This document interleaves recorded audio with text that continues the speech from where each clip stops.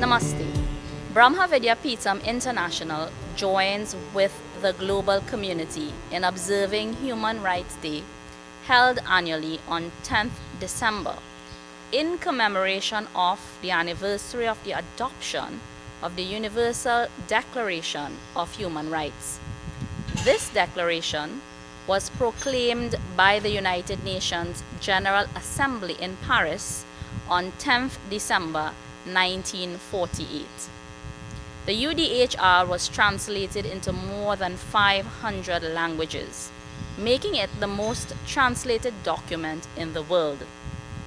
It has inspired the constitutions of many newly independent states and many new democracies. In 1976, the International Covenant of Economic, Social, and Cultural Rights entered into force, seeking to promote, preserve, and protect the human rights. The human rights of the right to work in just and favorable conditions, the right to social protection, to an adequate standard of living, and to the highest attainable standards of physical and mental well-being, the right to education and the enjoyment of benefits of cultural freedom and scientific progress. A series of international human rights treaties and other instruments adopted since 1945 have expanded in the body of international human rights law. They include the Convention on the Prevention and Punishment of the Crime of Genocide, 1948, the International Convention on the Elimination of All Forms of Racial Discrimination, 1965, the Convention on the Elimination of All Forms of Discrimination Against Women, 1979, the Convention on the Rights of the Child, 1989, and the Convention on the Rights of Persons with Disabilities, 2006, amongst others. As a result, virtually every UN body and specialized agency is involved to some degree in the protection of human rights. Some examples are the right to development, which is the core of the Sustainable Development Goals, the right to food, championed by the United Nations Food and Agriculture Organization, labor rights, defined and protected by the International Labour Organization, gender equality, which is promulgated by the United Nations, women, the rights of children, indigenous peoples, and disabled persons. Each year, a theme is chosen to draw attention to a particular facet of the efforts to uphold human rights. Themes have included ending discrimination, fighting poverty, and protecting victims of human rights violations. Additionally, since 1968, which the UN designed as the International Year of Human Rights, the organization has periodically awarded a United Nations prize in the field of human rights on Human Rights Day. This year, 2020, the theme of the United Nations is Recover Better, Stand Up for Human Rights. As we navigate our way through this pandemic, we are pleased to be joined in this program hosted by Brahma Vidya Peetham International, by Swami Brahma Swarupananda ji, our Peter Dish and founder, His Excellency Sri Arun Kumar Sahu, the Indian High Commissioner of the Republic of India to the Republic of Trinidad and Tobago, and two distinguished personalities and great leaders of our soil, Mr. Winston Dookeran and Dr. Bhoendradath Tewarie. In commemorating Human Rights Day 2020 here at Brahma Vidya Peetham International, we would now receive the message from His Excellency Sri Arun Kumar Sahu, the High Commissioner of India to the Republic of Trinidad and Tobago.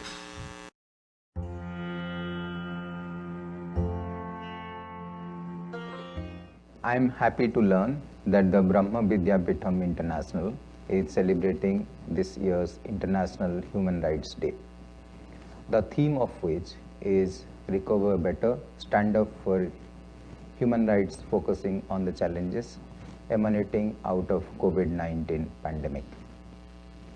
As you are aware, India, the world's largest democracy with a population of 1.3 billion, faced a unique challenge during the onset of the pandemic. However, it scaled up its global diplomatic outreach and humanitarian assistance to an unbelievable level. India's efforts included repatriation of over 1.5 million stranded Indian citizens, evacuation of more than 28,000 foreign citizens, assembling rapid response and medical assistance teams, and sending medical, food and other essential supplies to affected countries. In March 2020, Prime Minister of India convened a virtual meeting of South Asian Association for Regional Cooperation, SAARC, to discuss a regional effort to combat the virus. He announced the creation of a SAARC COVID-19 emergency fund, to which India made a voluntary contribution of $10 million. India also dispatched teams of doctors to Nepal and the Maldives and supplied essential food grains and medicines to Afghanistan. Beyond South Asia, India expanded its assistance to countries in the Indo-Pacific region, Latin America, and the Caribbean and Africa. In several multilateral virtual fora of G20, BRICS, SCO, and others, India called for an effective global response to the pandemic and emphasized the need for globalization based on principles of fairness, equality, and humanity. During the pandemic, External Affairs Minister of India, Dr. S. Jaishankar, spoke with his counterparts of Trinidad and Tobago, Grenada, and Commonwealth Dominica to express solidarity and extend possible medical assistance. I am happy that since then, medical supplies have been handed over to the respective governments on behalf of the people and the Government of India. As a responsible global player, India remains committed to playing its role for international peace, prosperity, and security. I extend my best regards to Swami Brahma Swarupananda ji and Sadhvi Anandamaiyee Giri ji, and wish them all success in their future endeavors. Thank you and Jai Hind.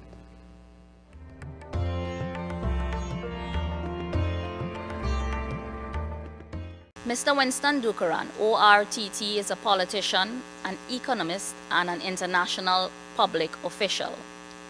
Mr. Dookeran has contributed significantly to the development and growth of Trinidad and Tobago. A professor of practice at the University of the West Indies, St. Augustine campus, and he is currently the Secretary General of the EUCLID University, which is an intergovernmental institution of higher learning.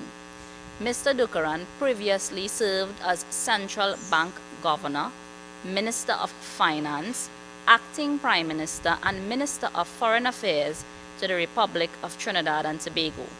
He is the author of several distinguished publications. He received the nation's highest award, the Order of the Republic of Trinidad and Tobago, and was bestowed the Pravasi Bharatiya Samman Award from the former Indian President Shri Pranab Mukherjee for his outstanding public service in the practice of development and diplomacy. On the green foothills of the Central Range here in Karatal, His Holiness Swami Brahma Swarupananda set the stage for this seat of learning of all holy scriptures. And I am particularly honored by his gracious invitation to bring a message on this day of inspiration and reflection that the United Nations have decreed Human Rights Day. Recover Better, Stand Up for Human Rights is a theme that the United Nations has chosen for this year. Human rights was first pronounced by Cyrus the Great, the first king of ancient Persia, after he conquered the city of Babylon in the year 539 BC. His next move was to free the slaves and declared that all peoples had the right to choose their own religion and establish racial equality. Ancient records have recognized this as the world's first charter of human rights. The right of free speech, the right to vote, and the right to a fair trial were among the early rights that preceded the Universal Declaration of Human Rights declared by the United Nations Human Rights Commission in modern times. Eleanor Roosevelt, the chairperson of the Commission, defined it as the international Magna Carta of all men everywhere, and the foundations of which were the right to equality, freedom from discrimination, the right to life, liberty, and personal security, freedom from slavery, and freedom from torture and degrading treatment.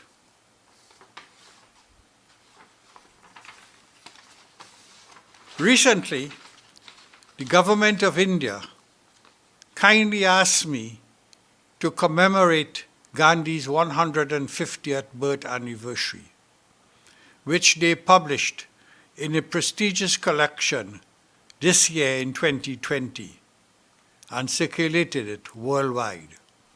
This is what I wrote. Mohandas Karamchand Gandhi, to me, is a central figure in the freedom of life that I now share, and for many, many millions of people across the globe in our times. His political journey for truth, justice, and liberty for mankind remains the singular expression of his life and uplifts us each time it rains and when we falter in upholding our public values. I went on to say, an exceptional leader, perhaps the finest political strategist in our century. Gandhi reminded us of the strength of power of moral philosophy as the anchor for building authentic political movements. Freedom and public values are the cornerstone of the quest for human rights. No wonder the struggle for human rights gave vent to wars for freedom and contests in political choices in society. Human rights, therefore, became the heart of authentic political movements. We must not be complacent about human rights, as we are called upon always to fight for it and to build global solidarity in its name, and let it be an integral part of our shared humanity. In my own political days, I urged our nation to adopt the new watchwords of truth, justice, and freedom, rooted in the key philosophies of Hinduism, Islam, and Christianity. It was, in my way, a call to stand up for human rights. Standing up for human rights is a moral imperative of our times. It is a time for deep reflection and deliberation. In the Vedas, rights are complemented with duties, one has to perform his or her duties. This is the best way to protect human rights of every citizen. Faithfully performing your duties is what the individual can properly do to sustain human rights. At the level of the society, and in accordance with Vedic tradition, violation of human rights not only disturbs peace and harmony in the society, it is also highly detrimental to development. One therefore cannot think of good governance without respect for human rights. This makes human rights one of the burning issues of the contemporary period in the world of politics. The former High Commissioner of India to Trinidad and Tobago, Giri Shankar Gupta, in a fascinating book entitled Unraveling the Mysteries of Life, Modern Science and Ancient Wisdom, spoke about there is only one reality, but several interpretations of it. He invoked the notion of the power of empty space. Space, he said, must be created for reflection. It is constant, unaffected by violent movements and radical action, and must be created to nourish the intellect and the emotion on what he defines as the mysteries of life. This is the space that we are in today, in this ashram, as we articulate the power of human rights at home and abroad. Swamiji has shown great foresight in providing this space for us on the green foothills of central Trinidad, and to provide us with a seat of learning of the Holy Scriptures. It is an invaluable service to our society, and we owe him a debt of gratitude for all times. I also pay homage to Sadhvi Amada, the General Secretary, for selfless service to our communities and devotion to a noble mission. Together, and with the loyal congregation before us, we have gained so much from the Vedic philosophy and the teachings from Swamiji, as he too unravels the mysteries of life each day with his words and wisdom. I am indeed grateful for Swamiji's choosing me to share this message with you, the sacred audience, on this auspicious day in the calendar of the United Nations. Thank you. Dr. Bhoendradath Tewarie has been serving Trinidad and Tobago and the Caribbean in many dimensions throughout his working life. He has served in education, rising to the high post of Principal and Pro-Vice Chancellor of the University of the West Indies in Trinidad and Tobago. He nurtured and built the Arthur Lockjack Global School of Business from inception and facilitated the creation of the College of Science, Technology and Arts of Trinidad and Tobago. He has served in the Parliament of Trinidad and Tobago in both the House of Representatives and the Senate for 15 years, in government as well as opposition. He has twice been a Cabinet Minister of Trade, Enterprise and Tourism, and also Planning and Sustainable Development. Dr. Tewarie was an International House Scholar at the University of Chicago and a Fulbright Fellow at the Pennsylvania State University. He has written 4 books and several articles on economic and sustainable development, higher education and literature, culture, including one on V.S. Naipaul. Namaskar. The COVID crisis, which came to a head around March of 2020 and which rages through the world as a swiftly spreading disease and as a killer of humans, has also laid bare the inequities and vast inequalities, and has enhanced our understanding of the challenging vulnerabilities in our world in which 8 billion human beings live. These inequities, inequalities, and vulnerabilities exist within countries, across region, and among countries at different stages and levels of development. COVID has also attacked the human race at a time when questions have been raised about the sustainability of a consumer, demand-driven capitalist order. Climate change and global warming have forced the world to rethink industry priorities and practices, as well as human behavior, in a context in which these two things threaten the continued good health of planet Earth. And sustainable development based on a balance of 5 principles: economic viability, environmental conservation and ecological sensitivity, community participation and cultural consideration and respect, as well as the principles of inclusion and equity, has been identified by the United Nations as the way forward. And in this regard, 17 goals have been identified after a deep consultative process with nations large and small across the world.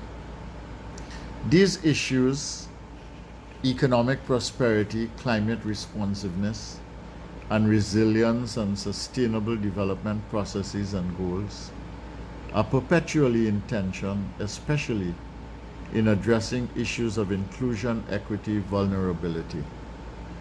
It is against this background, as we approach a time of delivery of a vaccine, that the issue of human rights and a better recovery model, processes, methodology, and outcome become a paramount consideration.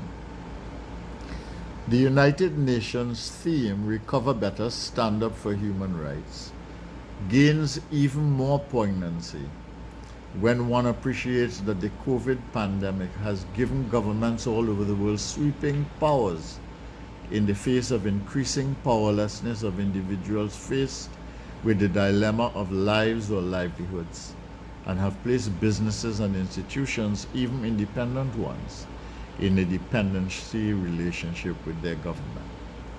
Moreover, we have seen that stock markets can soar while real economies are ravaged at high human costs, and that therefore there is a very real tension between economic democracy and concentrated economic and financial power in the hands of a few. The increased tendency towards greater concentration of power in the hands of increasingly authoritarian governments, as COVID conditions have created a kind of carte blanche, and greater concentration of economic and financial power in the hands of the already wealthy, lays the foundation and sets the tone for the continuing tension between democracy on the one hand and oligarchy on the other, within individual countries as well as in the world at large. This is likely to be a global phenomenon, a feature of the post-COVID economy, polity, and world. Human rights have become fragile in a world caught up in survival as countries wrestle for space amidst changing geopolitics, transforming technologies and different value chain priorities, new logistical consideration, and a transforming competitive order.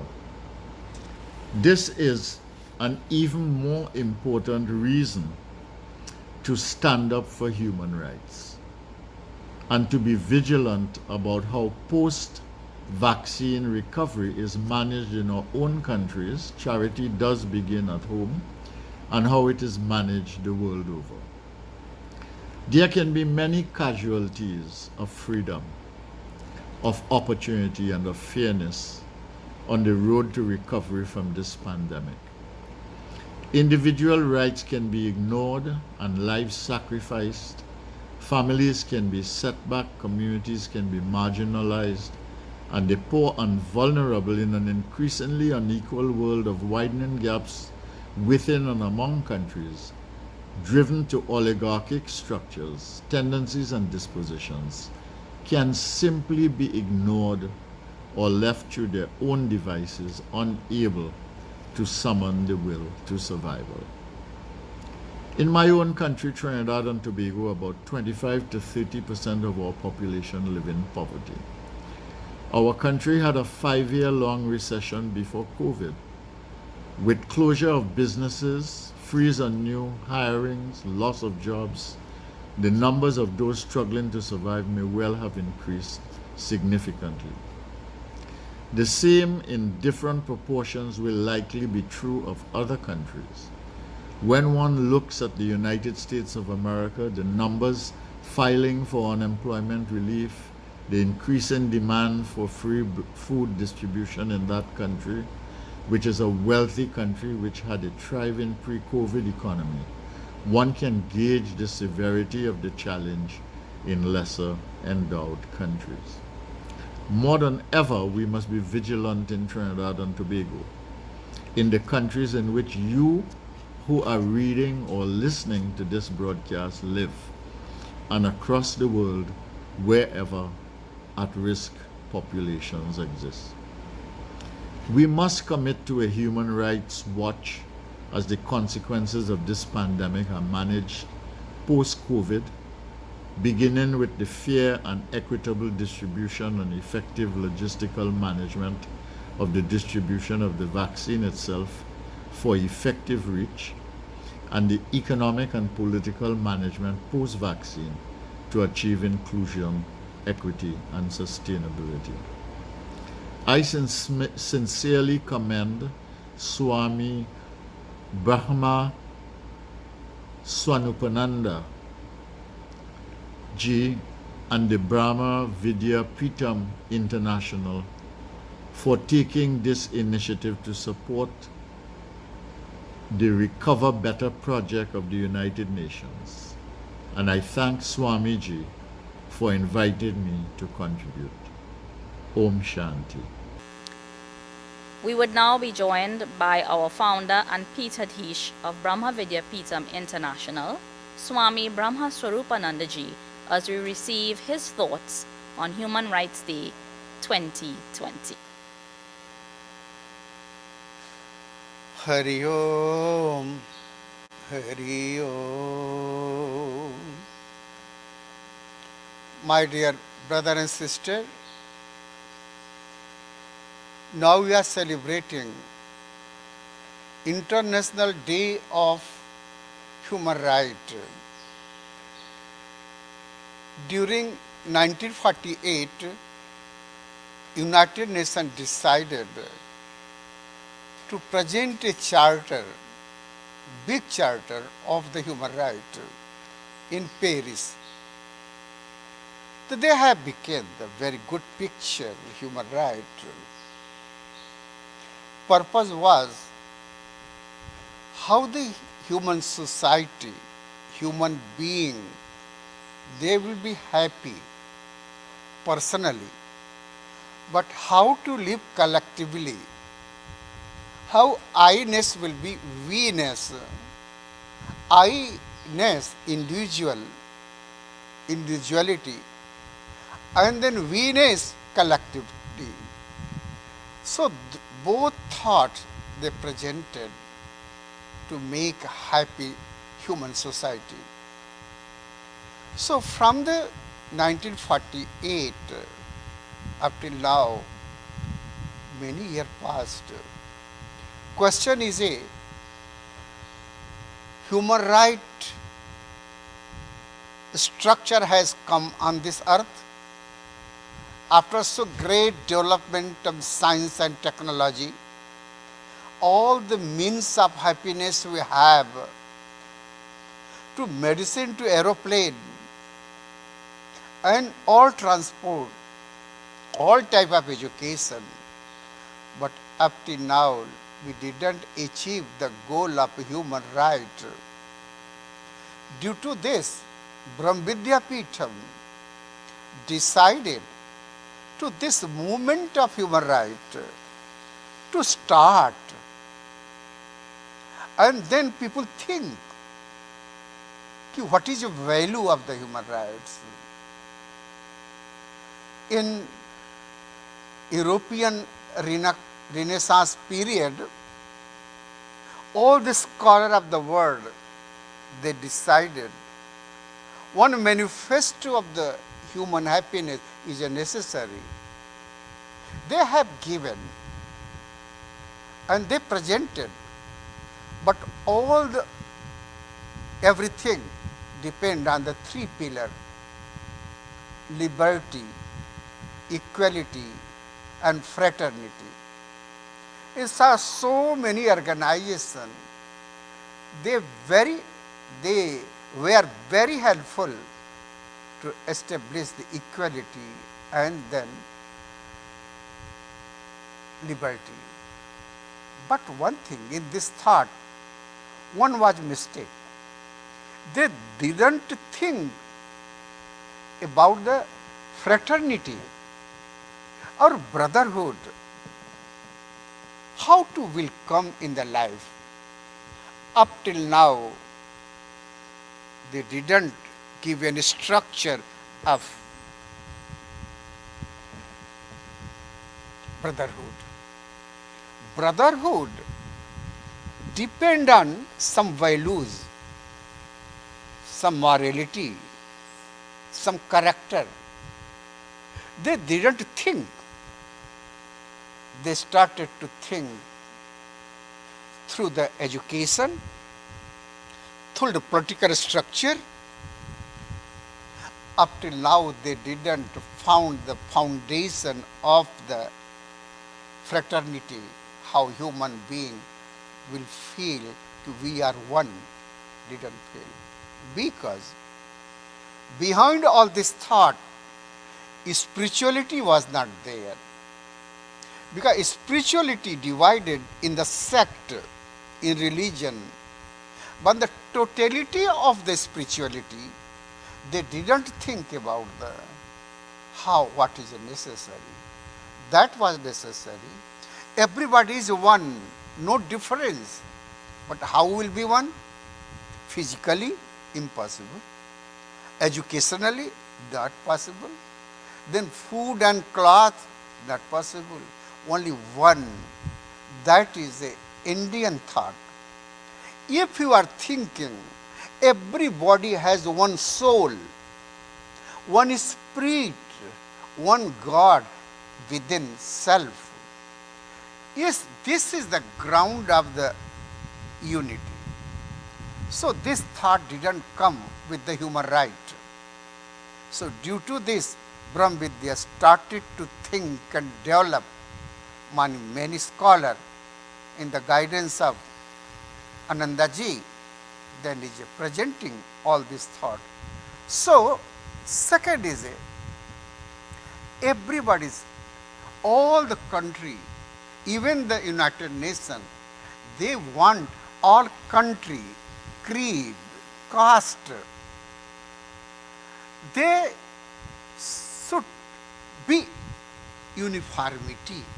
They live uniformity. Everybody should be better.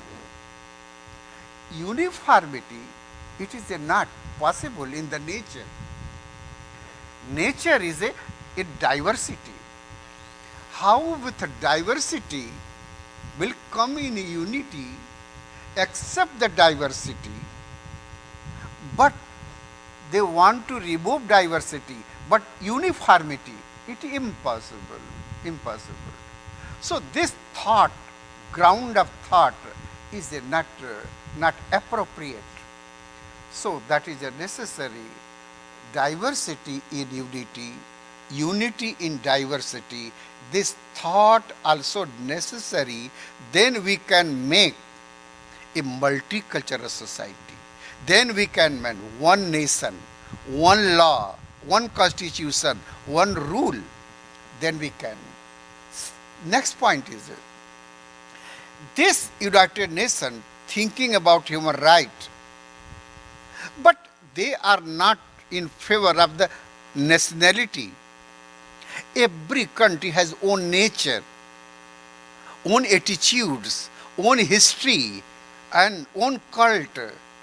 So then it is necessary to give the power of the nationality, but nationality is based on the patriotism. So all these thinkers, they are not in favor of nationality. You can't remove. So patriotism and nationality also necessary in all country. Second, if I have taken the nationality, then you think about the universality or universal thing. Universality based on nationality, then they are not thinking in human right charter. So first divinity necessary, then fraternity will come, then equality and liberty will be successful, and then human right will be helpful, but not uniformity, everybody in diversity, that will be in unity in diversity. So please, on this day, think philosophy of the human right, ground thought of the human right. So it is my appeal, the United Nations, think in new way human right. Maybe change, many times change. They are good, many phases human right. In 48, then 49, then 52, then 56, many type of law they presented, they applied, but up till now not. Because now every nation has the thought of imperialism. How to control other country? Economically control, by weapons control, by political pressure control. So this thought is not necessary. Many countries have thinking a thought of imperialism on how to control the other country, poor country, and then weak country, and third country. So that is not good. Change the thought, change the philosophy, change the ground, then human right would be success. So that is today, that is my message. Brahma Vidya Peetham, please think about human right and be successful, how human will be happy on this earth, on this planet. Hari Om Tassam. Om Purnamada Purnamidam Purnat Purnamudachyate Purnasya Purnamadaya Purnameva Vasisyate. Hari Om. Shanti. Shanti. Brahma Vidya Peetham International would like to thank all our distinguished speakers who have presented their thoughts on human rights in this Human Rights Day 2020 program. We have joined with the international community in commemorating this event, and all our members thank you very much for your great contribution and thoughts to this very significant and important day, Human Rights 2020. Namaste.